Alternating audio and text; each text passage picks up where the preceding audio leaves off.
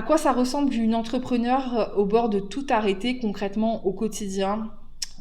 Déjà, tout ce qui est important pour elle n'existe plus dans son quotidien. Voilà. Si la famille, c'est important, elle n'a plus de place pour la famille.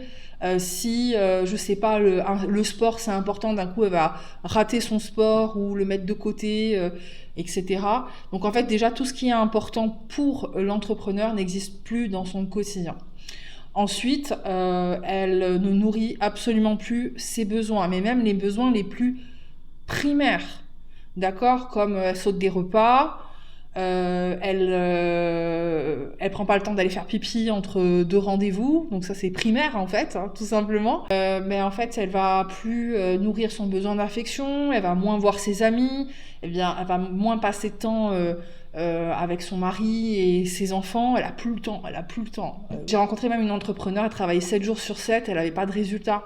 Mais elle continue à travailler 7 jours sur 7, en fait, comme une folle. Vraiment. Donc une entrepreneur qui est au bord de tout arrêter, on le voit dans ce qui est présent dans son quotidien. Ce qui est important n'est plus là. Elle ne répond plus à ses besoins.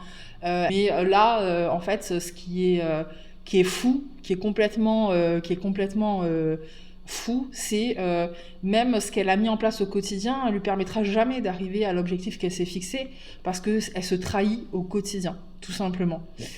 Le signal numéro 1 qui dit qu'elle va lâcher, peut-être elle va sur Pôle emploi, elle va sur Pôle emploi pour regarder les offres salariées. Ça c'est peut-être le signal numéro 1. Elle commence à ne plus promouvoir, ne plus publier ou parler de son activité professionnelle.